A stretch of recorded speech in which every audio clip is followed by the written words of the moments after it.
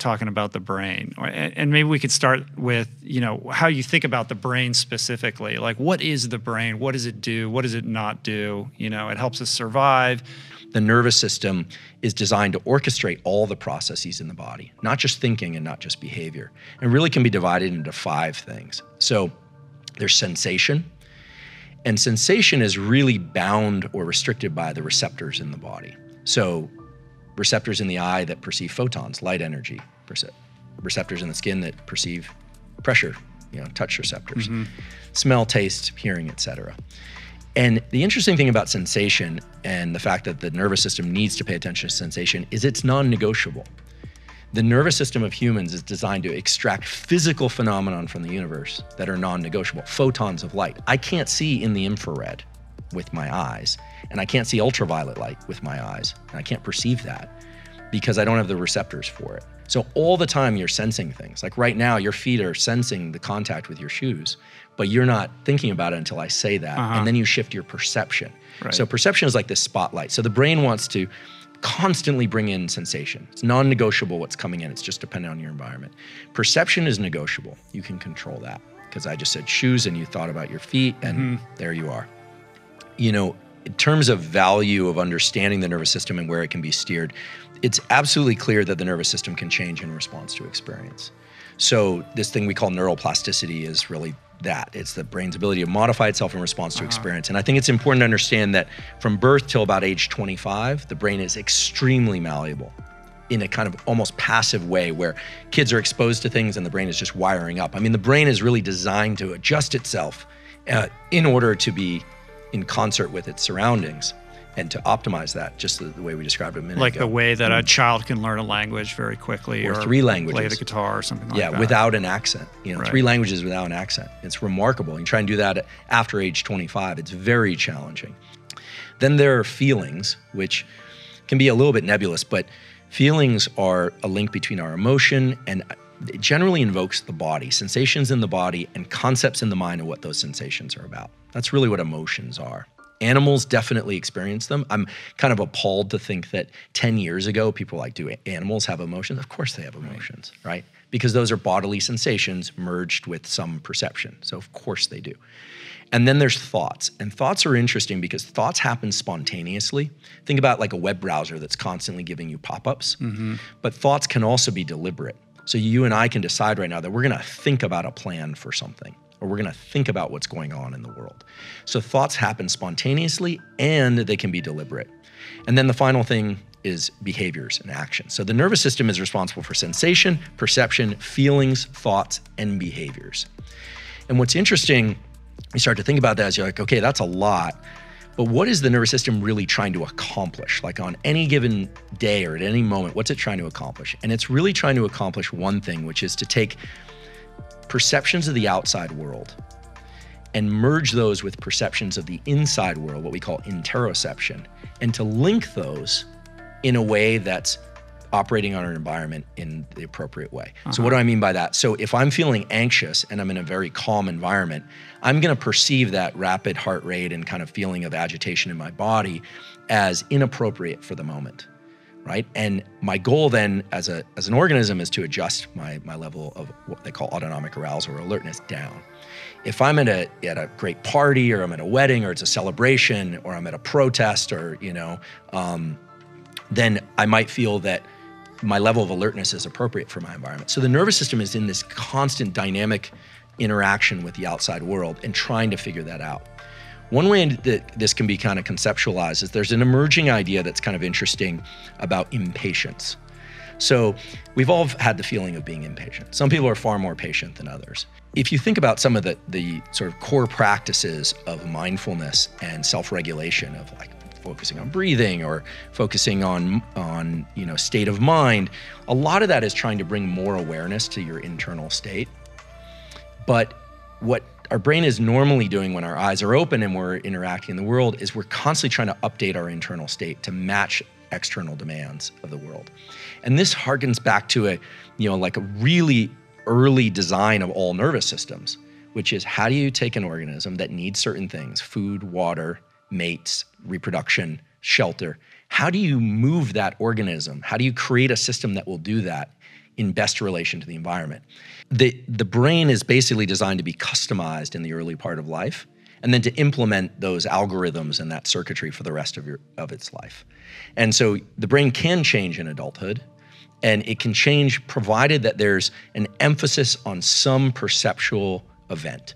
So in other words, if you want to change your brain as an adult, let's say you want to be less anxious, you want to learn a new language, you want to be more functional in some way, presumably. The key thing is to bring focus to some particular perception of something that's happening during the learning process. And the reason for that is that there's a neurochemical system involving acetylcholine. So for people that want to change their brain, the power of focus is really the entry point, and the ability to access deep rest and sleep. Because most people don't realize this, but neuroplasticity is triggered by intense focus, but neuroplasticity occurs during deep sleep and rest. And we can talk about how to optimize those different brain functions. One of the things that's really important also to think about how the brain works in terms of plasticity and all this stuff is what the brain really wants to do is also pass as much of what it does off to reflexive behavior as possible. There are a lot of things happening in the world. Pandemics, you can't work because there's another shutdown, or there's strife in your life, or things are really challenging and you're feeling exhausted. But in the end, what you're really trying to find anytime you're teaching or learning is you're trying to find a universal algorithm of how the brain works. The nervous system of humans is designed to extract physical phenomenon from the universe that are non-negotiable, photons of light. I can't see in the infrared with my eyes. What is true for all of us is that the brain is there always asking questions and trying to make predictions about its environment.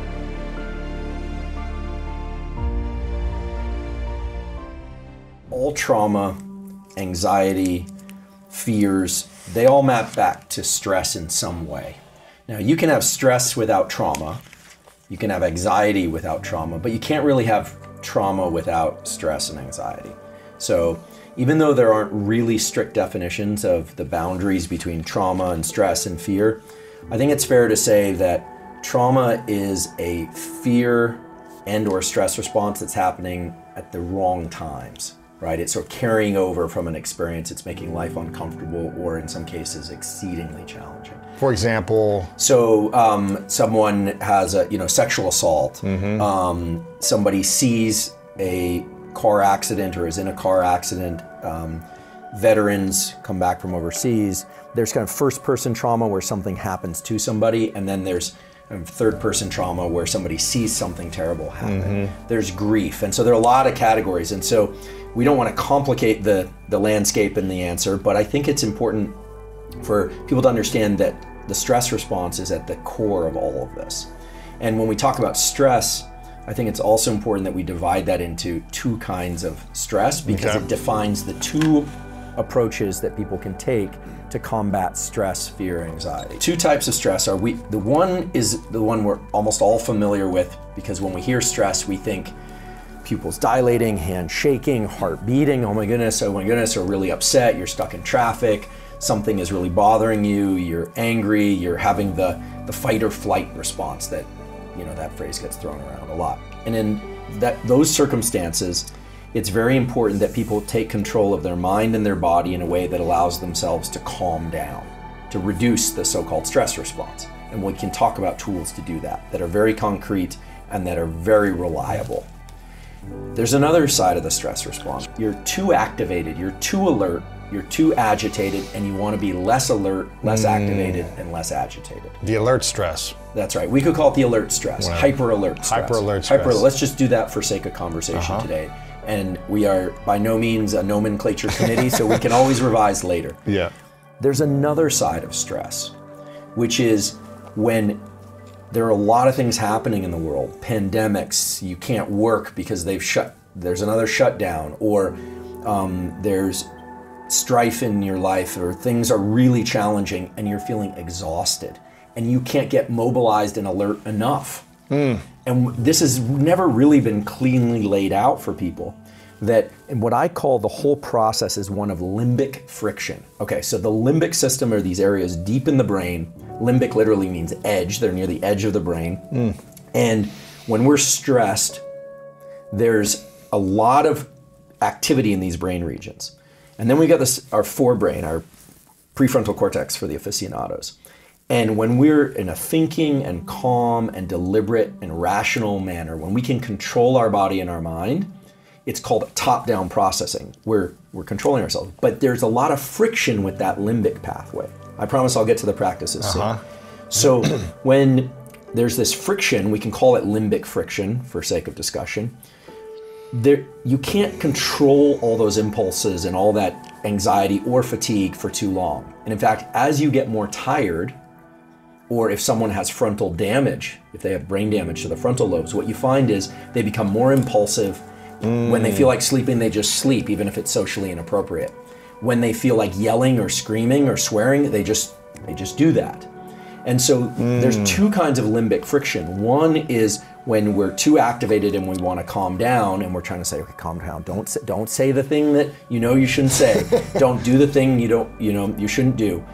And then there's the other kind of limbic friction, which is the world is happening really fast and we feel buried, we're overwhelmed, and we need to get more activated. We need more energy. We need more energy. We need to be able to lean into life, and we're feeling overwhelmed. So the brain and nervous system, so it's like brain, spinal cord, connections with the body and back again. I don't distinguish between brain and mind. I think that's like an 80s discussion or earlier. And I think it would take us down the wrong track. So brain or mind to me is interchangeable. Mind-body is kind of interchangeable because the brain is connected to the body and the body's connected to the brain, right? If I pinprick my hand and it hurts, my brain registers it, where it happens. It's kind of an irrelevant discussion now. I think we really need to just appreciate that the nervous system is designed to orchestrate all the processes in the body, not just thinking and not just behavior. It really can be divided into 5 things. So there's sensation, and sensation is really bound or restricted by the receptors in the body. So receptors in the eye that perceive photons, light energy, receptors in the skin that perceive pressure, touch receptors, smell, taste, hearing, etc. And the interesting thing about sensation and the fact that the nervous system needs to pay attention to sensation is it's non-negotiable. The nervous system of humans is designed to extract physical phenomenon from the universe that are non-negotiable, photons of light. I can't see in the infrared with my eyes, and I can't see ultraviolet light with my eyes, and I can't perceive that because I don't have the receptors for it. So other animals can perceive some of those things, but that leads us to the next thing, which is perception, which is which sensations are you paying attention to? So all the time you're sensing things. Like right now, your feet are sensing the contact with your shoes, but you're not thinking about it until I say that, and then you shift your perception. Right. So perception is like this spotlight. So the brain wants to constantly bring in sensation. It's non-negotiable what's coming in. It's just dependent on your environment. Perception is negotiable. You can control that because I just said shoes and you thought about your feet, and there you are. How do you think our relationship with learning has been formed over time, hearing from your own as well? I think it was the great physicist Max Delbruck who said that, when teaching, assume zero knowledge and infinite intelligence.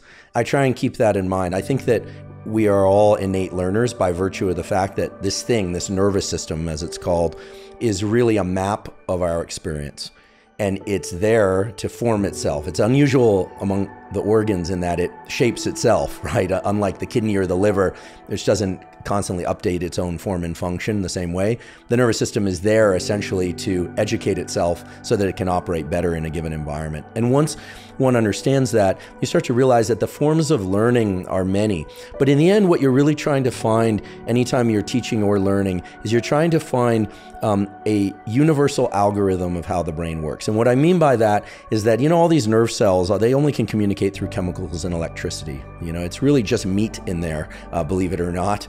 But there are algorithms that are universal. So whether or not one learns better verbally or visually, or whether one has a propensity for math or for verbal subjects, what is true for all of us is that the brain is there always asking questions and trying to make predictions about its environment. And I think what happens is when we're children, we are learning passively all the time.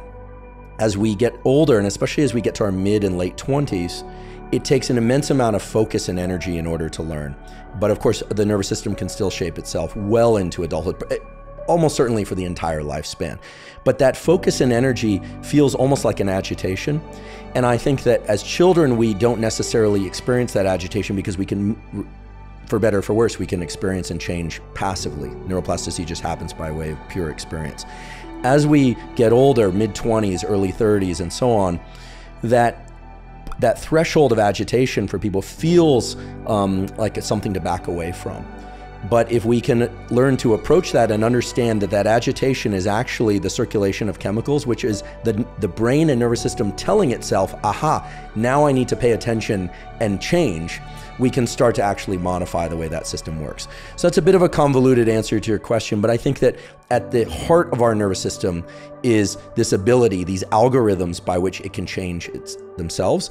And it's on all of us to understand that that bit of agitation and discomfort need not be interpreted as discomfort. That's the edge where learning is beginning. So confusion, being perplexed, feeling somewhat overwhelmed by the amount of information. That's actually the stir of chemicals that are cueing the nervous system to change, because if it can do something easily, there's no reason for the nervous system to change.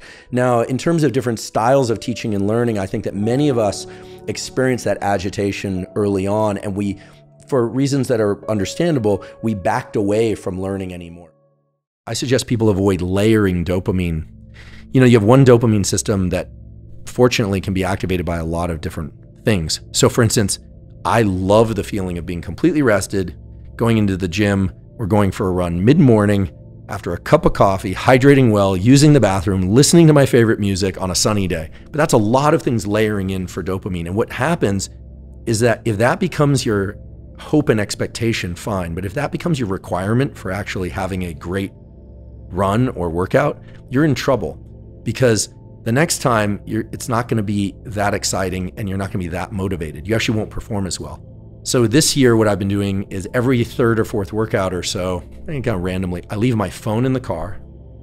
I don't use any music, and I don't allow myself any kind of pre-workout stimulant. So I have to generate all the force and energy and everything I'm going to do from internal processes.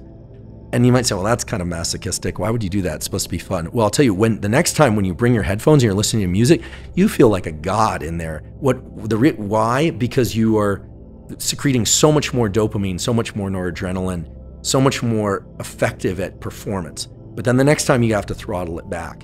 And so I'm excited by all the tools that are out there, all the, there's all this like cognitive enhancement stuff, and people are plugging into every device, and they're trying to figure out, do I have white noise in the background or metronomes and all that stuff. But it's good to not layer in too many things.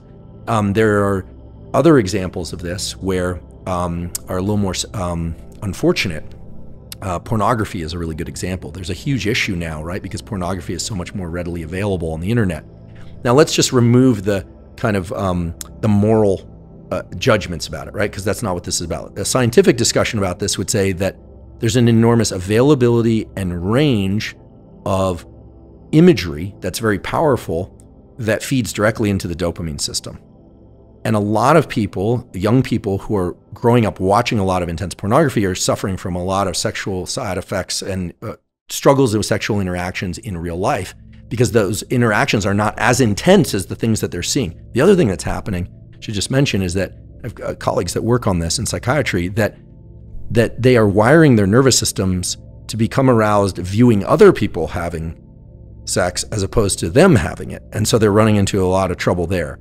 So what's happening is that dopamine levels are so high that real life it's like eating extremely palatable foods that are just blitzing your system, every taste bud, high salt, high sugar, high fat, to the point where it's just, and let's assume delicious. I don't generally like those kinds of foods, and then all of a sudden it's like, here's a bowl of rice or a salad. It's going to taste like garbage to you because you're at first anyway. That's also got to be sort of trickling over to just social media in general and the dopamine release in response to that versus, say, for example, a real life conversation.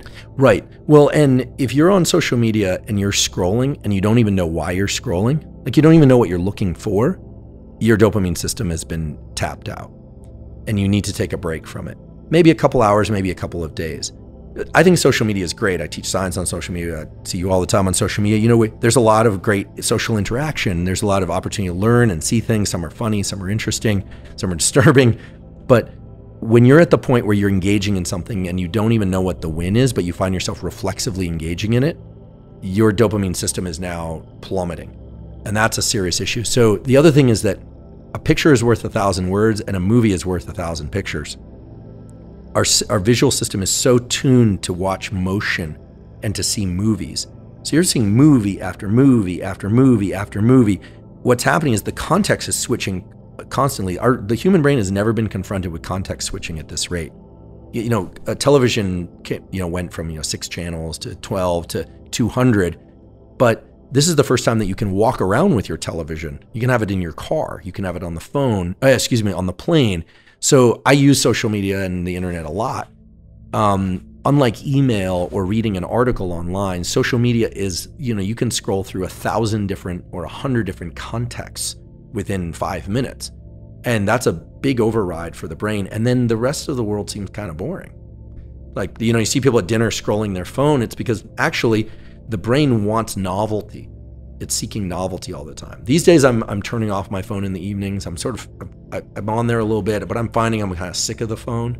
I think a lot of people are kind of hitting this point where they're like, I'll get on social media for an hour or two a day, but this is getting a little pointless. The dopamine system is what got you started with the phone, but the reason you scroll is not for more dopamine. It's because you're seeking that big dopamine peak. It's subconscious, but that the amount of dopamine that you're getting from any individual post is tiny, tiny, tiny, tiny. And then it's more about just trying to get back to baseline. So I say, when at first, any activity that's fun, you get this huge peak and then a trough, and then it comes back to baseline. But if you engage in that activity too often, the way that the dopamine system is arranged is eventually you're just engaging in that activity to just be okay. You're just fighting for normal, fighting for neutral, as I call it. And that's addiction. That's compulsive use of something in order to just feel okay. That's not pleasure. The neural circuits for dopamine and reward and pursuit and motivation. Dopamine is increased by certain drugs, cocaine, amphetamine, nicotine. Going into an ice bath will increase dopamine 2.5x, almost as much as cocaine, but it's a very long-lasting effect without the cardiac issues. So, there are behaviors that put us on the threshold of a win, and therefore increase dopamine. But we have what are called top-down mechanisms. Top-down mechanisms are the beauty of what it is to be a human being. The top-down mechanisms I'm referring to are the prefrontal cortex, areas of the brain real estate that sit right behind the forehead. It subdivides into some regions, but it provides input onto areas of the brain that control things like stress and reward and other features that are what we call kind of vegetative, like the more reflexive, more limbic, if you will. Now, there's a certain friction, I actually call this limbic friction, where let's say you don't want to get out of bed in the morning. You just don't. Maybe you're tired, but maybe you're just not motivated, and you force yourself to get up. What you're doing is you're using top-down control to say, the fatigue I feel, I'm going to override that fatigue. And much of what's online is how do you override that fatigue, that lack of motivation. And some people say, well, you got to do it out of love, and then other people say you do it out of anger, and it doesn't matter.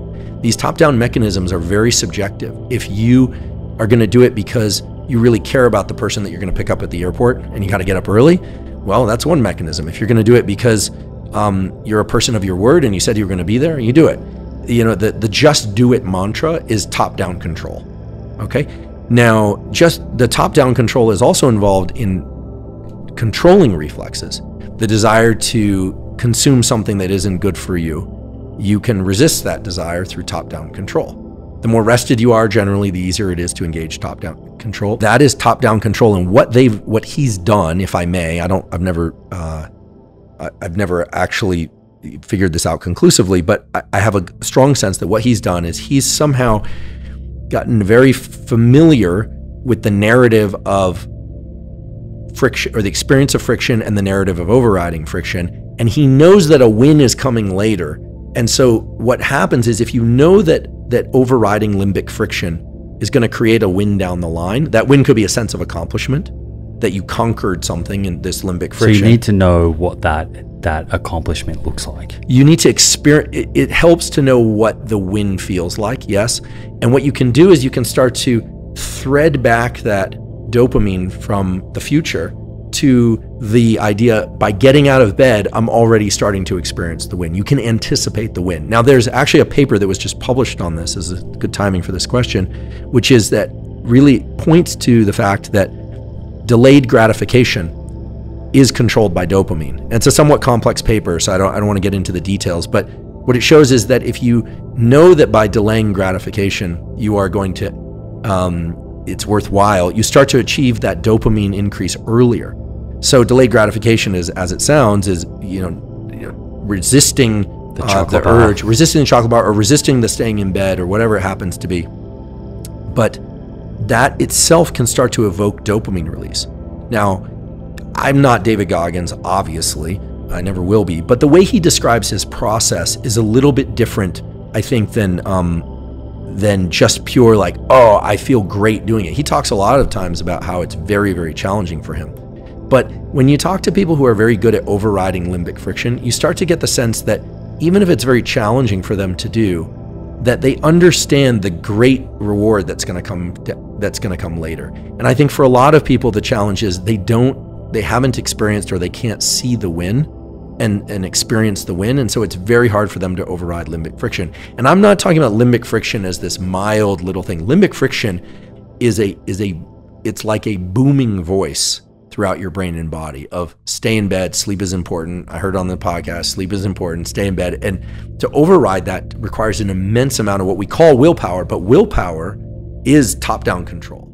One thing about dopamine that I just want to make sure I mention, and based on something you said earlier, is that one interesting question about the brain is just asking the question, how do we segment time?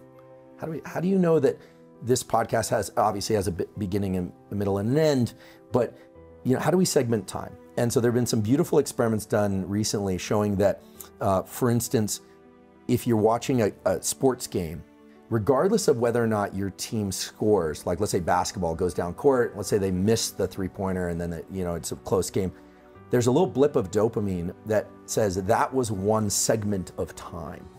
And so dopamine is a big way in which we segment time. The other way are blinks, believe it or not. What? Yeah, that every time we blink, this is a paper published in Current Biology, every time we blink, we reset our perception of time. That one I understand more, I guess, than the dopamine. Why would dopamine be involved in time? Perfect question. Turns out that the frequency of blinking is set by the baseline level of dopamine in the brain. Yes. So when people are wide-eyed with excitement and they're not blinking very often, or someone is on a drug that kicks out a lot of dopamine, they hardly ever blink, their pupils are huge. They are actually not segmenting time in a normal fashion. Whoa. And so much of your life, in retrospect, is segmented by those peaks in dopamine. Those mark key events in your life. When you met your wife, all the segments of your life are noted by peaks in dopamine or the way that you happen to conceptualize dopamine. And so also people who are depressed are often very focused on the past. Naturally, they default to ruminating on the past. When you adjust people's dopamine levels to healthy levels, they start becoming more forward thinking and more present.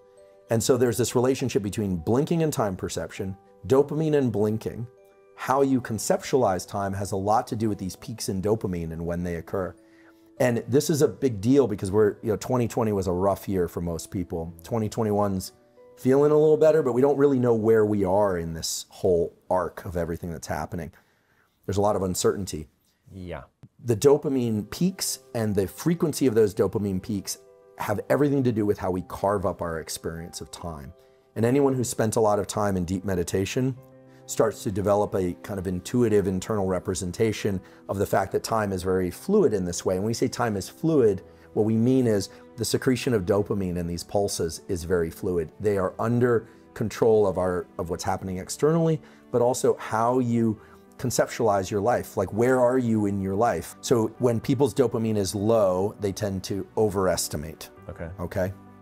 And when people's dopamine is high, they tend to underestimate time. Now, it is true that dopamine, when it's released, is a little bit of a stimulant in the system because of the way it works with epinephrine. How finely you slice time is very dependent on dopamine and your internal level of autonomic arousal. A really good example would be you're really excited about something or you're really stressed about something, doesn't matter. Dopamine is elevated in excitement, but norepinephrine, epinephrine tend to be elevated anytime we're agitated or excited.